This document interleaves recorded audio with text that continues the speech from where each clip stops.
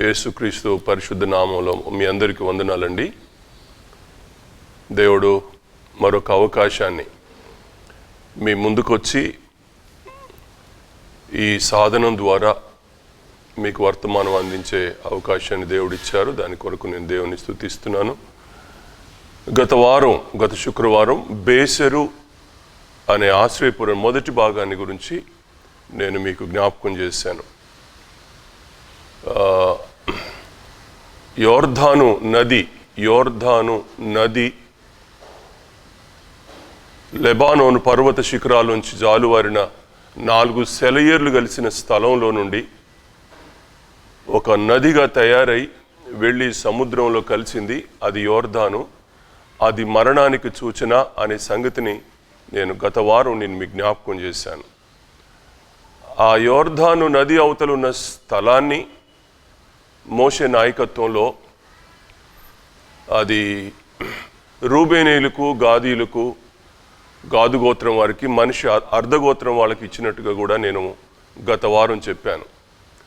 రూబేనీయులు 2 పితరుడైన రూబేను ఓ పెద్ద తప్పు చేశాడు. తద్వారా తన జ్యేష్ఠత్వాన్ని పోగొట్టుకున్నాడు. అయినా అతడు తప్పుదిద్దుకునే మనిషి అని నేను రూబేను గురించి చెప్పాను.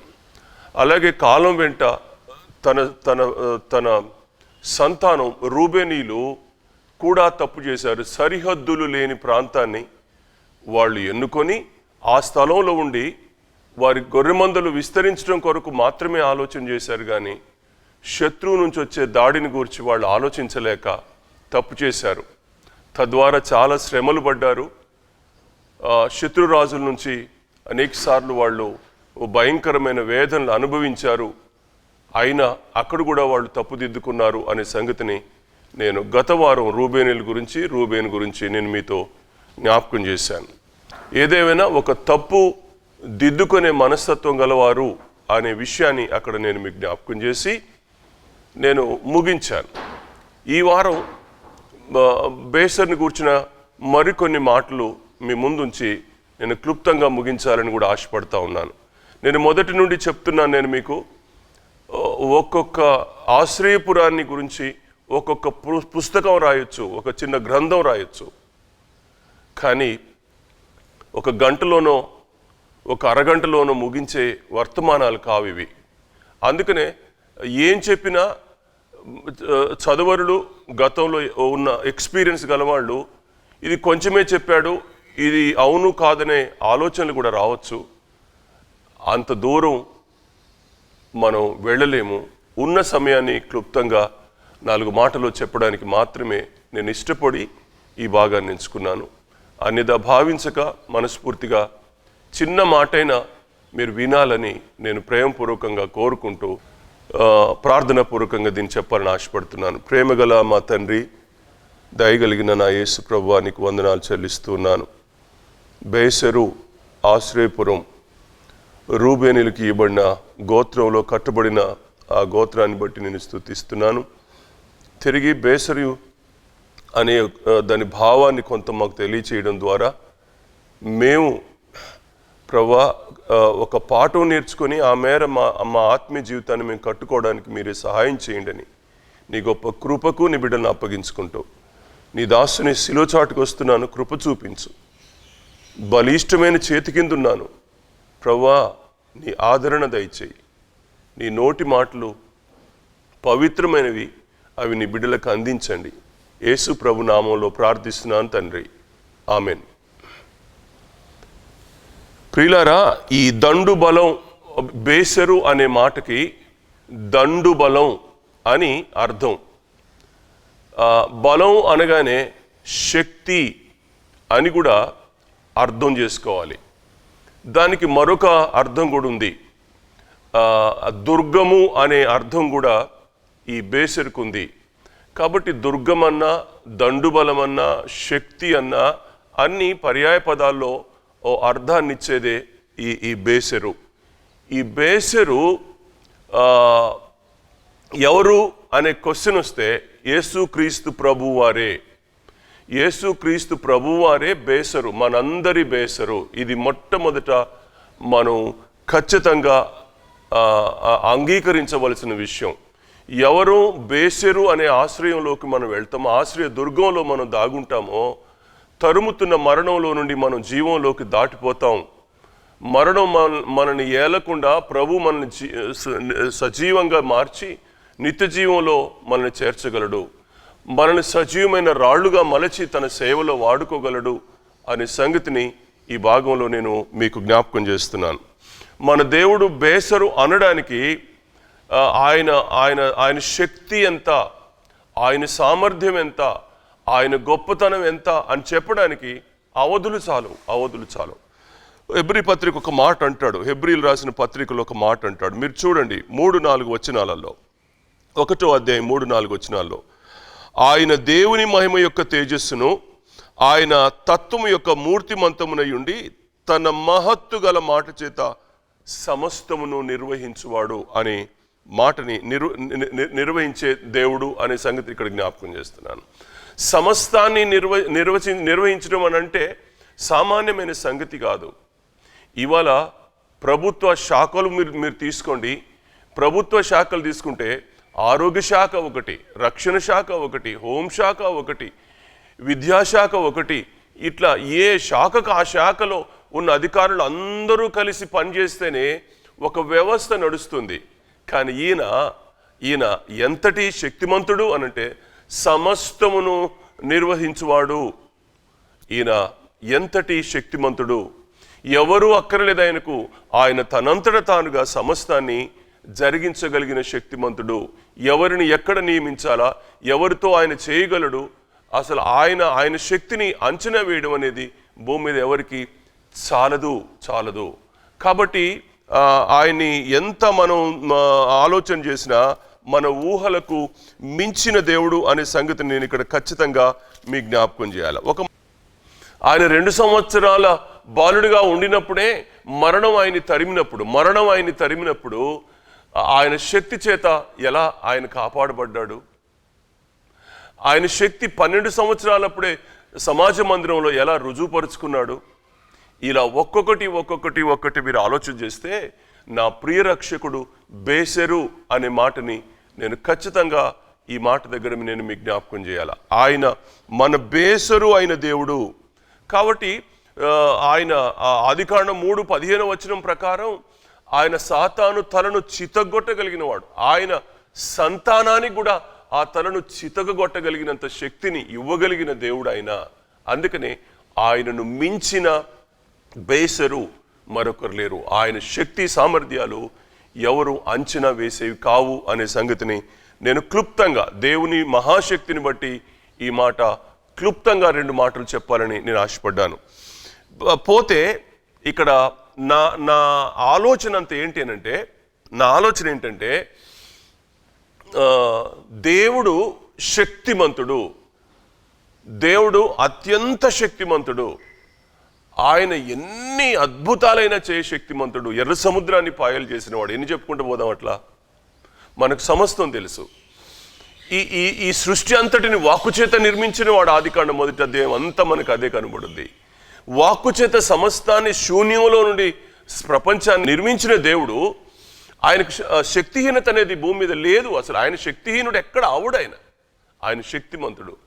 అలా కాకపోతే సముద్రంలో ఈ భూమికి పునాది ఎలా వేయగలిగాడు, నీటిని గుడ్డలు ఎలా మూటగట్టగలిగాడు, గాలిని ఎలా పిడికిడిలో బిగబట్టగలడు. అసలు ఆయన గురించి మనం ఆయన శక్తిని గురించి మనం ఎంత మాట్లాడలేం. మనకు ఎన్ని యుగాలైనా సరే ఆయన శక్తిని గురించి మనం మాట్లాడుకున్న తరగని శక్తి అయింది. ఇక్కడ నా ఆలోచన ఏంటంటే బేసెరు అనే మాటకి అర్థం ఏంటి, ఎందుకు ఈ మాట నేను చెప్పాలనుకున్నానంటే దండు బలం అన్నాడు. దండు అంటే సైన్యం. దేవునికి ఉన్న బలాన్ని, బేసరు అయిన దేవునికి ఉన్న బలాన్ని ఎవరో మనం అంచనా వేయలేము. అది మన శక్తికి మించింది. అది ఎవరో కొలిచేది కాదు. ఇది ఒక భాగం అవుతే ఆయన ఒక దండును సిద్ధం చేసుకున్నాడు భూమి మీద. ఆయన దండును సిద్ధం చేసుకున్నాడు. ఎలా అనంటే ఆదికాండం 14వ అధ్యాయం 14వ వచనంలో లోతును సొదొమ నుంచి వారు పట్టుకొని పోయారు అని అన్నప్పుడు తన ఇంట పుట్టి అలవరచబడిన 318 మందిని అబ్రహాము తీసుకొని వెళ్ళి 5 రాజులను జయించి, కదుర్లయంలో 5 రాజులను జయించి లోతును సొదొమ ప్రజలను యావత్ ఆస్తిని తీసుకొని వచ్చినటువంటి వాడు. జీవితంలో ఒక అబ్రహాము అన్న ఒక విశ్వాసులకు తండ్రి అయిన వాడే 318 మంది సోల్జర్స్ను తయారు చేసుకొని 5 రాజులను జయించి ఆ దండు బలం చేత ఆ విడిపించుకొని వచ్చిన విధానం చూస్తున్నప్పుడు ఎంత ఆశ్చర్యం. ఒక మనిషికే ఎంతటి వారినైనా జయించగలిగిన సైన్యాన్ని ఒక మనిషే తయారు చేసుకోగలిగితే మరి దేవుడు. కాబట్టి దేవునికి ఉండే బలం అతి శ్రేష్టమైంది. ఇప్పటికీ చాలామంది పెద్దవాళ్ళు చెప్తా ఉంటారు. ఉదాహరణకు ఏదైనా ఒక కంపెనీ తీసుకోండి, ఏ కంపెనీని నువ్వు తీసుకున్నా టీం వర్క్ అనేది సరిగ్గా లేకపోతే, టీం వర్క్ అనేది శ్రేష్టమైంది కాకపోతే, నిపుణులను ఆ కంపెనీ వ్యక్తులు వాళ్ళు పెట్టుకోకపోతే ఖచ్చితంగా లాస్ అవుతారు, వాళ్ళు ఇబ్బంది పడతారు, సక్సెస్ఫుల్గా వాళ్ళు లాభార్జన చేయలేరు. ఒక కంపెనీ విషయమే తీసుకోండి. అలాగే దేవుని పని చేయడానికి కూడా ఒక దండు బలం కావాలి. ఆ దండు బలం కొరకు దేవుడు ఏర్పాటు చేసుకున్న 2 కుటుంబాలు భూమి మీద ఉన్నాయి. అది పాత నిబంధన కాలంలో ఇశ్రాయేలీల కుటుంబం, క్రొత్త నిబంధన కాలంలో క్రైస్తవ కుటుంబం.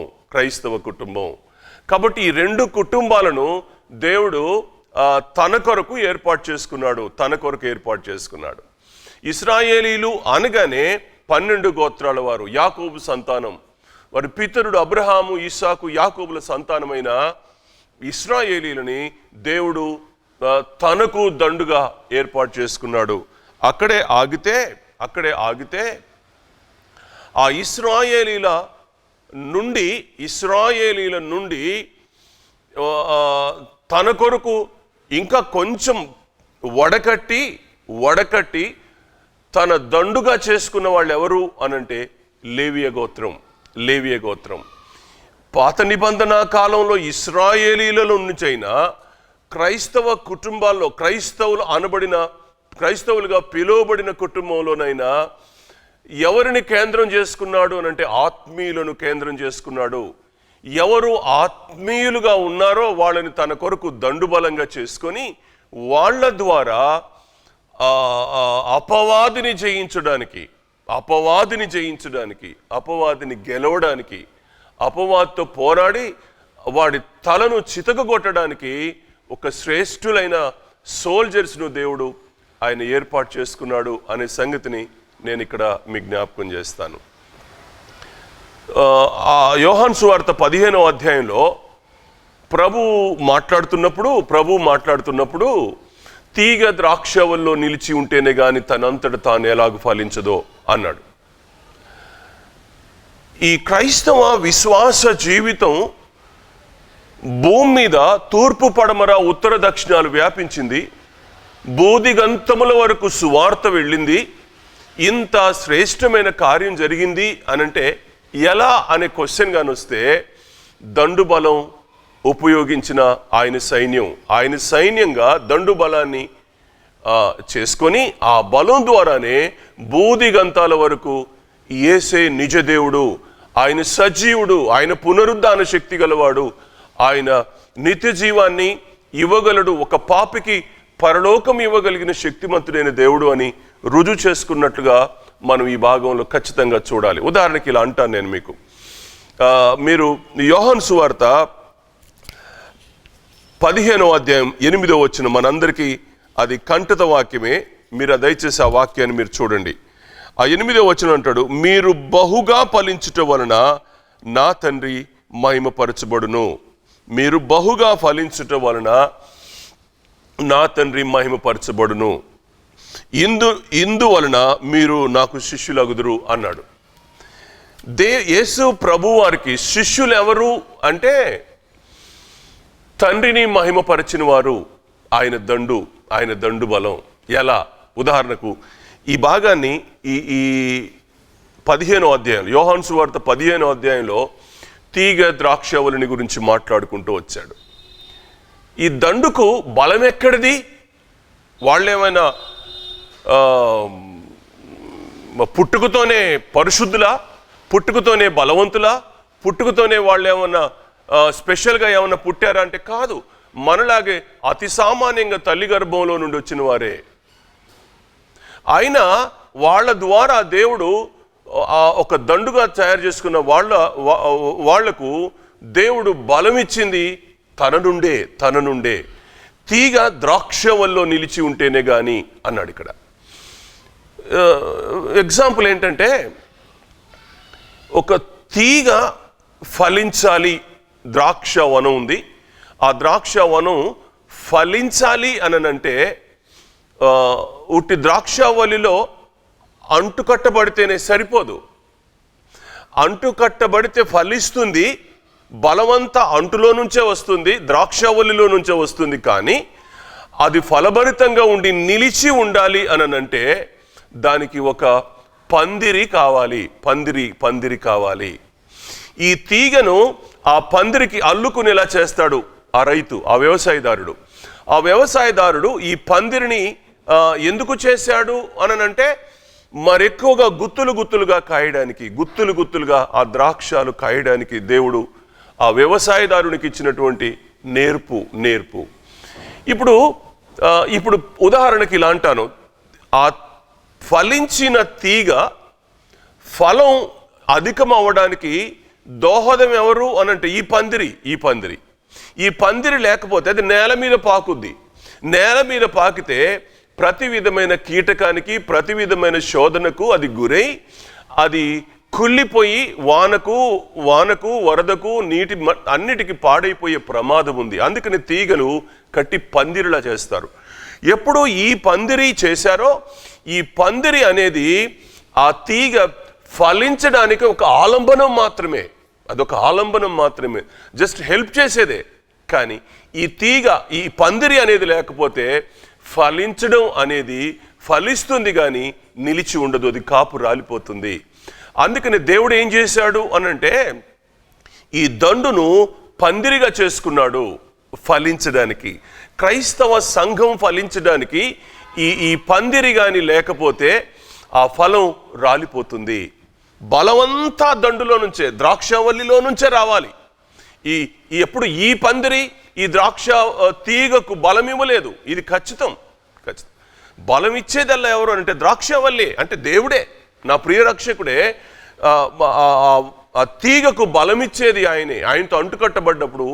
కానీ పందిరి అనేది దేవుడు ఏర్పాటు చేసుకున్న సాధనం ఫలించి అభివృద్ధి పొంది అది విస్తరించడానికి దేవుడు ఏర్పాటు చేసుకున్న సాధనం ఈ దండు. ఈ పందిరి ఎలా ఉపయోగపడుతుందో ఫలించడానికి, క్రైస్తవ సమాజం విస్తరించడానికి కూడా దేవుడు అదే పద్ధతిని వాడాడు. ఉదాహరణకు పాత నిబంధన కాలంలో నేను మీకు జ్ఞాపకం చేస్తాను. మీరు చూడండి, ఆయన దండు ఎవరో నేను ఈ భాగంలో మీకు జ్ఞాపకం చేస్తాను. చూడండి, నేను చెప్పాను కదా 2 కుటుంబాలు ఉన్నాయి. పాత నిబంధన కాలంలో ఇశ్రాయేలీల కుటుంబం. పాత నిబంధన కాలంలో ఇశ్రాయేలీల కుటుంబంలో నిర్గమకాండం 6వ అధ్యాయం 16వ వచనంలో ఒక మంచి మాట మీరు చూడాలి. ఇక్కడ 6వ అధ్యాయం 16వ వచనంలో ఏ మాట అన్నాడు అనంటే, లేవి కుమారుల పేర్లు వారి వంశముల చొప్పున ఏవనగా గెర్షోను, కహతు, మెరారి. లేవి 130 ఏండ్లు బ్రతికెను. లేవి కుటుంబాన్ని గురించి ఒక చిన్న మాట ఇక్కడ రాశాడు. ఎందుకు నేను ఈ మాట చదివించాను మీకు అంటే, 12 గోత్రాల వారిని తన దండుగా చేసుకోలా. 12 గోత్రాల వారిని తన దండుగా చేసుకోలా. కానీ లేవి ఆ గోత్రం, అంటే నేను మొదటి చెప్తున్నాను కదా, ఎవరు ఆత్మీయులో వాళ్ళని కేంద్రం చేసుకొని తన దండుగా చేసుకున్నాడు దేవుడు. అది పాత నిబంధన అయినా, అది క్రొత్త నిబంధన అయినా. పాత నిబంధన కాలంలో లేవి గోత్రానికి దేవుడు తన మందిర సేవను, ప్రజల కొరకు విజ్ఞాపన చేసే సేవను, ప్రజల కొరకు దేవుని పక్షంగా చేతులు ఎత్తగలిగిన అనుభవాలను వాళ్లకు ఆ పని అప్పగించి వాళ్ళ ద్వారా దేవుడు ఆ మిగతా 12 గోత్రాల వారికి రక్షణను దేవుడు అనుగ్రహించాడు. ఈ మాట మనం మర్చిపోదు. ఇలా చెప్తాను ఉదాహరణకు, నేను ఉదాహరణకి ఇలా చెప్తాను. మీకు మ్యాప్ కానీ దొరికితే మీరు వెళ్ళండి. మధ్యలో ప్రత్యక్ష గుడారం ఉంటుంది. ప్రత్యక్ష గుడారానికి తూర్పున 3 గోత్రాల వారు, పడమట 3, ఉత్తరాన 3, దక్షిణాన 3, 4 దిక్కుల 4 3 12 గోత్రాల వారు ఉన్నారు. ఈ 12 గోత్రాల్లో లేవియ వంశం ఎక్కడుంది అని అంటే, ఈ లేవియ వంశంలో ఉన్న ఆత్మీయులు ఎవరు అనంటే ఈ లేవి కుమారులు. ఇప్పుడు చదివాను చూడండి. ఈ లేవి కుమారులు ఎవరు అనంటే గెర్షోను, కహాతు, మొరారి, లేవి, 4. ఈ 4 లేవి గోత్రం నుంచి వచ్చిన వారు. ఇందులోనే మోషే ఉన్నాడు, ఇందులోనే ఈ అహరోను ఉన్నాడు. అహరోను, మోషేలు ఒక భాగాన ఉంటే, గెర్షోను మరొక భాగాన ఉంటే, మెరారి ఒక భాగాన ఉంటే, కహాతు మరొక భాగాన ఉన్నారు. ఈ మాటలు మనం గమనించాల. జీవితంలో ఒకసారి దావీదు దెబ్బతిన్నాడు. మందసాన్ని తీసుకొచ్చే పద్ధతిలో ఫిలిస్తీయ పద్ధతిని మొట్టమొదట వాడి ఉజ్జా చనిపోవడానికి, ఆ తర్వాత వాళ్ళు అవమానపడడానికి కారణమైంది. వెంటనే దావీదు తెలుసుకొని ఈ కహతీయులను, లేవీలను మందసాన్ని భుజం మీద మోపించుకొని వచ్చిన తర్వాత తాను ఏర్పాటు చేసుకున్న దావీదు గుడారంలో మందసాన్ని పెట్టి సక్సెస్ అయ్యాడు. కాబట్టి ఇవాళ యోర్దాను నదిని దాటించే వద్ద కూడా లేవీలు మందసాన్ని భుజాన మీద పెట్టుకున్న తర్వాతనే యోర్దాను నది పాయలైంది. కాబట్టి దేవుడు ఎవరిని కేంద్రం చేసుకున్నాడంటే లేవి గోత్రాన్ని కేంద్రం చేసుకున్నాడు. అలాగని 12 గోత్రాలు మిగతా గోత్రాల వారికి విలువ లేదంటే ఉన్నది. ఆ 12 గోత్రాల వారు ఎవరికి అంటే ప్రపంచంలో ఉన్న జనాభా అందరికీ సూచనగా ఉంటే, ఈ లేవియ గోత్రం ఆత్మ సంబంధమైన తన దండును పోలి ఉంది. ఇది నేను ఇదమిత్తంగా చెప్పాలని ఖచ్చితంగా ఆశపడతా ఉన్నాను.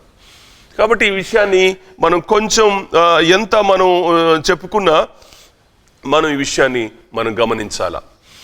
12 గోత్రాలను తక్కువ చేయలేదు దేవుడు. వాళ్ళని తన అబ్రహామును బట్టి తన పిల్లలుగా ఎన్నుకున్నవాడు.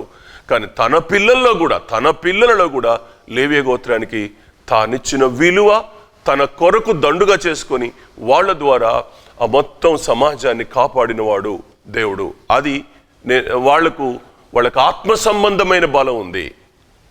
యుద్ధాలు చేసేవాళ్ళు అందరూ మిగతా గోత్రాల్లో ఉన్నారు. కానీ దేవుని పని చేసేవాళ్ళు, దేవుని పని, మందిర సేవ చేసేవారు, దేవుని పని కొరకు వాళ్ళు ప్రతిష్ఠించుకున్నవారు మాత్రము లేవి గోత్రం. మిగతా వాళ్ళు యుద్ధాలు చేసి ఏది గెలవాలన్నా, ఏది శక్తివంతమైన కార్యాన్ని చేయాలన్నా, దేవుని భూమి మీద మహిమపరచాలన్నా వీళ్ళు బ్యాక్లో ఉండి ప్రార్థించే అనుభవం. చార్లెస్ స్పర్జన్ గారు ఒకసారి, అయ్యా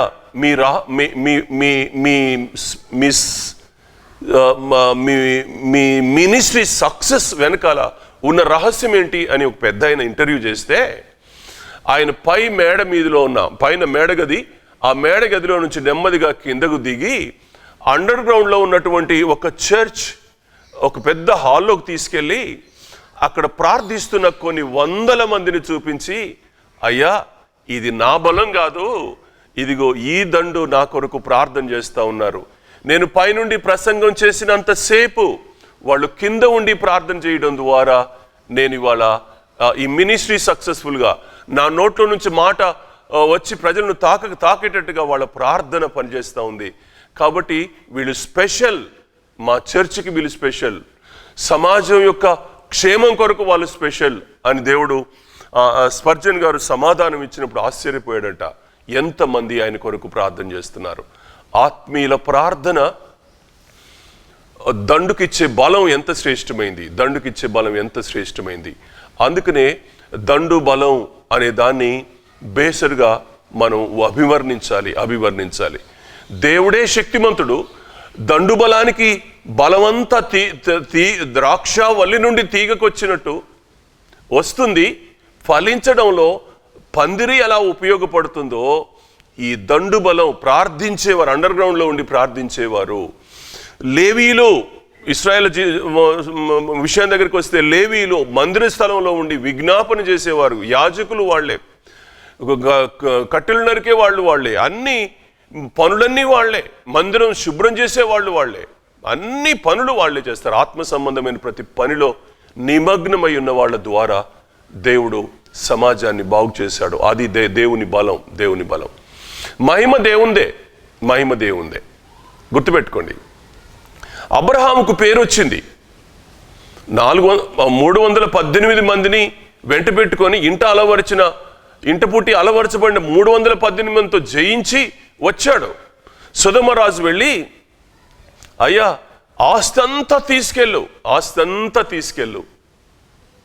ఈ మనుషుల్ని నాకు వదిలిపెట్టు అని అన్నప్పుడు, నూలుపోగు చెప్పుల వారు నాకు అక్కర్లేదు అన్నాడు. ఎందుకు? గెలిచింది 318 మంది కదా, ఆ 318 మందిని ఎందుకు అప్రిషియేట్ చేయలేదు? అబ్రహాం దగ్గరికి ఎందుకు వచ్చాడు? అబ్రహాంతో ఎందుకు మాట్లాడాడు అంటే, అబ్రహాం లీడర్. వాళ్ళ బలం అబ్రహాము నుండి సరఫరా అయింది. వాళ్ళని పెంచుకున్న విధానం అలాంటిది, వాళ్ళని ప్రిపేర్ చేసిన విధానం అలాంటిది. అందుకనే ఎప్పుడైతే ఈ లీడర్ బాగా ఉంటాడో అప్పుడు శక్తివంతమైన కార్యాలు దండు చేయడం ద్వారా పేరు వచ్చేది లీడర్కి. అలాగే ఎవరైతే దేవుడు తన కొరకు దండుని ఏర్పాటు చేసుకున్నాడో, ఈ దండు ద్వారా ఎవరు దేవునికి మహిమ తీసుకొస్తారో వాళ్ళు దేవుని శక్తి చేత నింపబడతారు. వాళ్ళని దేవుడు తన శక్తి చేత నింపి దేవునికి మహిమ తెచ్చుకుంటాడు. సరఫరా మొత్తం దేవుందే. వాళ్ళని గెలిపించేది దేవుడే, వాళ్ళకు విజయం ఇచ్చేది దేవుడే, వాళ్ళకి అద్భుతాలు చేసేది దేవుడే. కానీ పేరు మోషేకు రావచ్చు, యెహోషువాకు రావచ్చు. యుద్ధం చేసేది సైనికులు. అలాగే దేవునికి మహిమ ఎక్కడిది? బూదిగంతాల వరకు సువార్త వెళ్ళిందనంటే, నా ప్రియ ప్రభు 3.5 సంవత్సరాలే సేవ చేసి చనిపోయాడు. ఆయన పునరుద్ధానుడై పరలోకానికి వెళ్ళాడు. తిరిగి తన ఆత్మని భూమి మీదకి పంపించాడు. ఇది ఎక్కడిది? ఈ బూదిగంతాల వరకు సువార్త ఎలా వెళ్ళిందంటే, ఆయన సిద్ధపరుచుకున్న క్రైస్తవ సంఘం. అందుకనే ఈ మాటలు కూడా నేను మీకు ఖచ్చితంగా చెప్పాల్సిన అవసరం ఉంది. అందుకని ఈ మాటలు మీ ముందు ఉంచుతున్నాను. మీరు దయచేసి చూడండి. అర్చనాచారాలు, ఇవ్వబడిన ధర్మశాస్త్రం, వారి మధ్య ఉన్న ప్రత్యక్ష గుడారం, మందసం, ఆ పాత్ర అంతా కూడా ఇశ్రాయేలీలు అందరూ పోషించలా, లేవీ గోత్రం పోషించింది. ఎందుకు? అందరికీ అందింది. వీళ్ళకు దేవుడు ప్రత్యేకంగా ఎన్నుకున్నాడు. కానీ ఈ గొప్ప పరిచర్యలో లేవీలను ప్రధాన పాత్రగా పోషించడానికి దేవుడు అనుమతించాడు. మీరు ఎక్కడ లేవీయులు దుఃఖపడ్డారో అక్కడ దేవుడు చాలా దుఃఖపడ్డాడు. ఉదాహరణకు నెహెమ్యా గ్రంథాన్ని మీ ముందు ఉంచుతాను చూడండి. నెహెమ్యా గ్రంథం 13వ అధ్యాయం 10వ వచనం చూడండి. 10వ వచనం నుంచి ఒక సంఘటన నేను మీకు జ్ఞాపకం చేస్తాను చూడండి. మరియు లేవీయులకు రావలసిన పాళ్ళు వారికి అందకపోవట చేత సేవ చేయు లేవీయులను, గాయకులను తమ పొలములకు పారిపోయారని తెలుసుకొని, నేను అధిపతులతో పోరాడి దేవుని మందిరమును ఎందుకు లక్ష్య పెట్టలేదని అడిగి వారిని సమకూర్చి తమ స్థానంలో ఉంచితిని అన్నాడు. అటు తరువాత యూదులందరూ ధాన్య ద్రాక్షారస తైలములో 10వ భాగమును ఖజానాలోకి తెచ్చిరి. నమ్మకము గల మనుషులని పేరు పొందిన వారికి భాగాలు ఇవ్వబడ్డాయని రాయబడ్డాయి. ఎందుకు ఈ మాట చెప్తున్నాను, చదివించానంటే, లేవీయులను మందిరాన్ని ఎప్పుడైతే అలక్ష్యం చేశారో లేవియ సేవ ఆగిపోగానే వాళ్ళందరూ వెళ్ళి తమ పొలాలలో పనిచేసుకునే దుస్థితి వచ్చింది. నెహెమ్యా నోటీస్కి వచ్చింది. గవర్నర్ కదా ఆయన, నెహెమ్యా నోటీస్కి వచ్చింది. వెంటనే రంగంలో దిగాడు. పొలంలో ఉన్నటువంటి పొలాలకు పారిపోయి, రెక్కల కష్టం, దేవుని పని ఆప్ చేసిపోయి పొలాల్లో పని చేసుకున్నటువంటి లేవీలందరినీ మళ్ళీ వెనక్కి తీసుకొని వచ్చి ఆ అధికారులందరినీ పిలిచి చాలా గొడవ చేశాడు. ఎందుకు మీరు మందిరాన్ని నిర్లక్ష్యం చేశారు? మీరు మందిరాన్ని నిర్లక్ష్యం చేయడం ద్వారా మొత్తం వ్యవస్థ దెబ్బతిన్నది. ఈ యుద్ధానికి కారణం ఇది, యెరూషలేము నాశనం అవడానికి కారణం ఇది, ఈ గోడలు కూలిపోవడానికి కారణం ఇది, యెరూషలేము రాతి మీద రాయి నిలవకుండా సమస్తం పాడైపోవడానికి కారణం ఇది, కాల్చబడ్డానికి కారణం ఇది అని చాలా వాళ్ళకు ఎన్నో సంగతులు వాళ్ళతో చెప్పాడు. ఆ తర్వాత వాళ్ళు కన్విన్స్ అయ్యి వాళ్లకు రావాల్సిన లేవీలకు రావాల్సిన పాళ్ళు వాళ్ళకి ఇచ్చిన తర్వాత మళ్ళీ మందిరంలో సేవ ప్రారంభమైంది.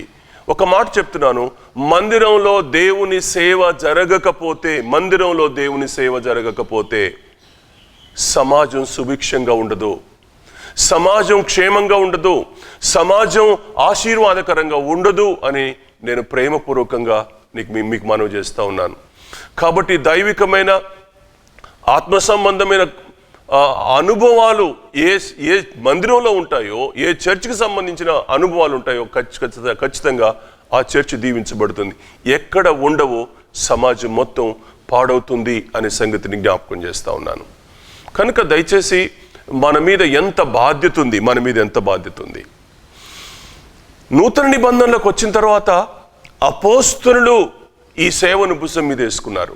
బోధిగంతాలకు సువార్త వెళ్ళే పనిని కానీ, సంఘాన్ని ఆత్మీయంగా నడిపించి నిత్య జీవానికి ఏర్పాటు చేసే పని కానీ, ఆయన రెండవ రాకడకు సంఘాన్ని సిద్ధపరిచే పని కానీ ఎవరి మీద బాధ్యత తీసుకున్నారంటే అపోస్తలుల మీద బాధ్యతను మోసారు వాళ్ళు. మీరు చూడండి, 1 కొరింథీ పత్రిక 9వ అధ్యాయంలో ఓ మాట నేను మీకు చదివి వినిపిస్తాను. 9వ అధ్యాయం 1 నుండి 1-2 వచనాలు చూడండి. నేను స్వతంత్రుడను కానా, నేను అపోస్తలుడను కానా, మన ప్రభు అయిన యేసును నేను చూడలేదా? యేసునందు నా పనికి ఫలం మీరు కాదా? ఇతరులకు నేను అపోస్తలుడు కాకపోయినను మీ మట్టుకనను అపోస్తలుడనై ఉన్నాను.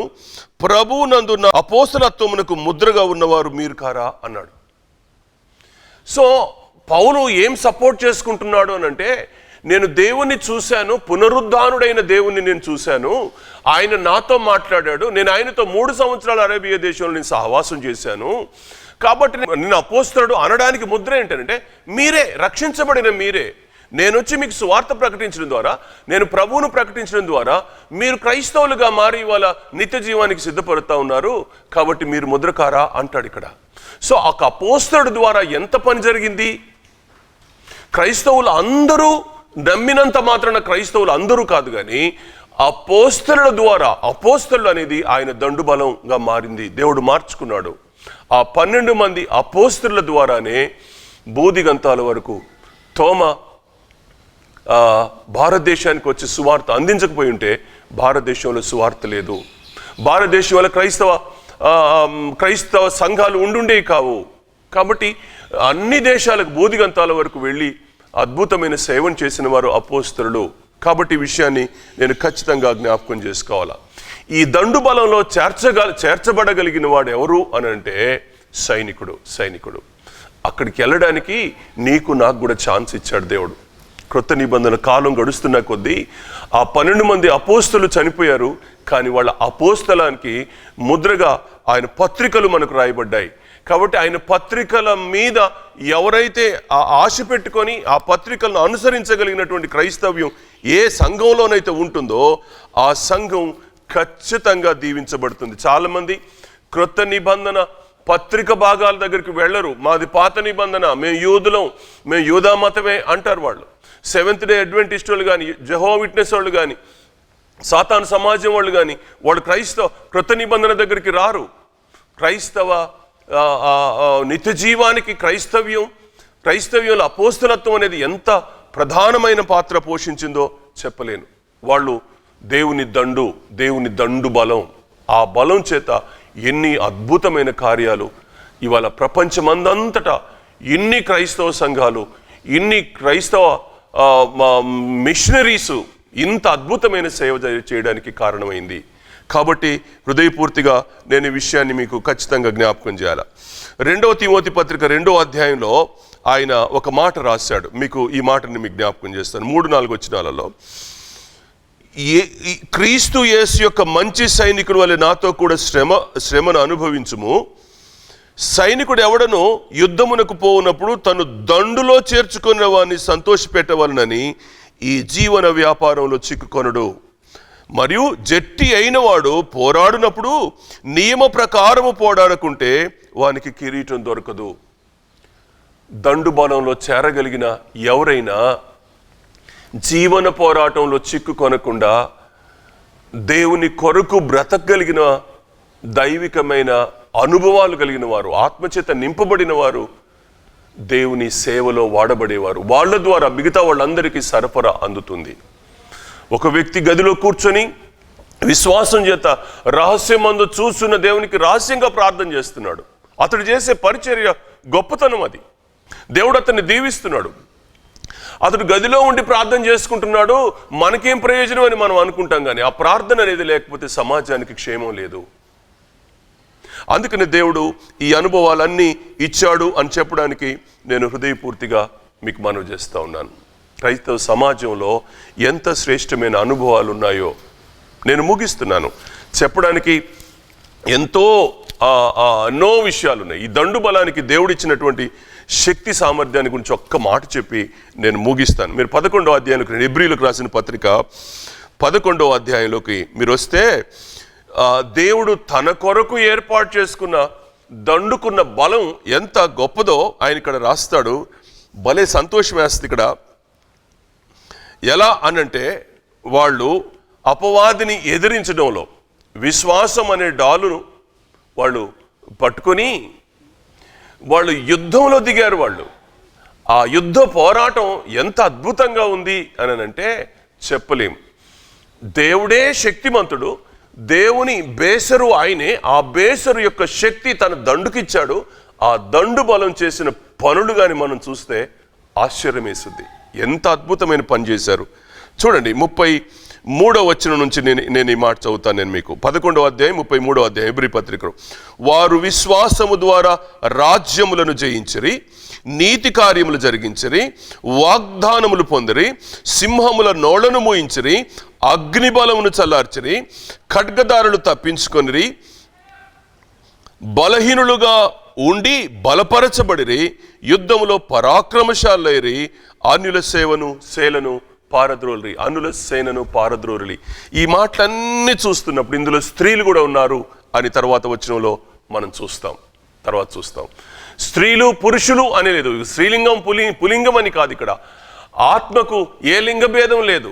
పరలోకానికి వెళ్ళేటప్పుడు ఆడామగ అనేది ఉండదు. అక్కడ పెళ్లిళ్ళు చేసుకోరు, పెళ్లిళ్ళకి ఇవ్వబడరు. కానీ ఆత్మ సంబంధమైన దేవుడు తన బలాన్ని ఆత్మ సంబంధాలకు ఇచ్చాడు. వాళ్ళని కేంద్రంగా మార్చుకున్నాడు. 12 మంది ఇశ్రాయేలులో లేవియ గోత్రాన్ని ఎన్నుకున్నట్టు క్రైస్తవ సంఘంలో అపోస్తలుని ఎన్నుకున్నాడు. అపోస్తల ద్వారా ఈ బూదిగంతాల వరకు సువార్తను వ్యాపింపచేశాడు.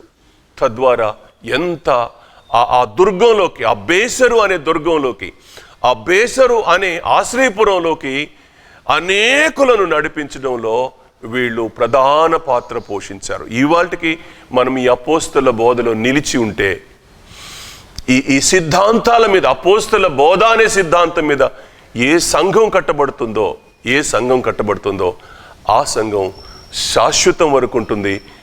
నశించిపోతున్న ఆత్మల్ని వాళ్ళు రక్షించి ప్రభు దగ్గరికి తీసుకొస్తారు. వాళ్ళు మరణంలో నుండి జీవంలోకి దాటుతారు. పాపి పరిశుద్ధుడవుతాడు. పవిత్రమైన మార్గంలో వాళ్ళు నడవడానికి దోహదం అవుతుంది. కాబట్టి ఆవేళ పొరపాటున పాపం చేసిన వాడు బేసరికి వచ్చి మరణాపాయంలో ఉన్నాడు. కానీ వాళ్ళ పాపం చేసిన వాడు కూడా, పొరపాటున పాపం చేసిన వాడు నిజంగా పాపమే చేసిన నా ప్రియ రక్షకుడు నిన్ను తన ఆశ్రమంలో చేసుకోవడానికి, నీకు దుర్గమై నిలవడానికి, నువ్వు పశ్చాత్తాపడగలిగినట్టు యోవేలు 2వ అధ్యాయం 13వ వచనం ప్రకారం నీ వస్త్రం కాక నీ హృదయాన్ని చింపుకున్న అనుభవం, నువ్వు పశ్చాత్తాపడగలిగిన రోజున దేవుడు తప్పకుండా ఆశ్చర్యమైన కార్యాల్ని నీ ద్వారా జరిగిస్తాడు. నీకు కూడా అగ్నిబలాన్ని చల్లార్చే శక్తిని నీకు కూడా ఇస్తాడు, నాకు కూడా ఇస్తాడు. దయచేసి ఈ మాట వినండి. మనం అందరం ఇవాళ మన పని ఏంటి అని అంటే, ఆయన దండు బలంలో చేరగలిగిన అనుభవంలోకి మనం వద్దాం. ఆయన దండు బలంలోకి వద్దాం, ఆయన ఆశ్రయంలోకి వద్దాం. ఆశ్రయంలో ఆయన దండు బలాన్ని కలిగి ఉందాం. తద్వారా దేవుని కొరకు రాజ్య విస్తరణలో తలా ఒక పని దేవుడు మనకు ఇచ్చిన సామర్థ్యం కొలది, ఇచ్చిన కృపావరాన్ని కొలది దేవుల్లో మనం కొనసాగాలని నేను హృదయపూర్తిగా ఆశపడుతూ, నా ప్రభు శిలువలో మన కొరకు చేసిన ఆ ప్రేమ కార్యాన్ని మరోకుండా ఆయన కొరకు ఈరోజు నువ్వు నేను ఏం చేయాలో దాన్ని ఒక తీర్మానం చేసుకొని ముందుకు వెళదాం. దేవుడు మనల్ని దీవించును గాక. దేవుడు మనల్ని దీవించును గాక. ప్రార్థన చేసుకొని ముగించుకుందాం. ప్రార్థన చేసుకుందాం. ప్రేమగల మా యేసు ప్రభువా, పరిశుద్ధుడైన తండ్రి, నిండు వందనాలు చెల్లిస్తున్నాం. ప్రభువా, నీ దండు నీకే ఎంత బలం ఉంటే నీ దండుకు కూడా అదే బలాన్ని ఇచ్చావు. మీరు నాకంటే గొప్ప కార్యములు చేయదురని నీ 12 మంది శిష్యులతో మీరు మాట్లాడారు. నిజం. వాళ్ళ చేతి రుమాలు వారు నడుస్తూ ఉండగా ఆ నీడ కూడా తాక అనేకులు స్వస్థపరచబడ్డారు. ప్రభువా, నీ పిల్లలకు నీ దండుకు మీరు ఇచ్చిన బలం, శక్తి ఎంత సామర్థ్యం కలది. ఆ దుర్గంలో మేము కూడా ఆశ్రయం పూసుకుంటున్నాం. మమ్మల్ని చేర్చుకొని మాకు కూడా మరణంలో నుండి మమ్మల్ని తప్పించి జీవంలోకి మమ్మల్ని నడిపించి నిత్య జీవం వరకు మమ్మల్ని స్థిరపరచుమని నీ కృపకు అప్పగించుకుంటూ యేసు ప్రభు నామంలో ప్రార్థిస్తున్నాను తండ్రి. ఆమెన్. ఆమెన్.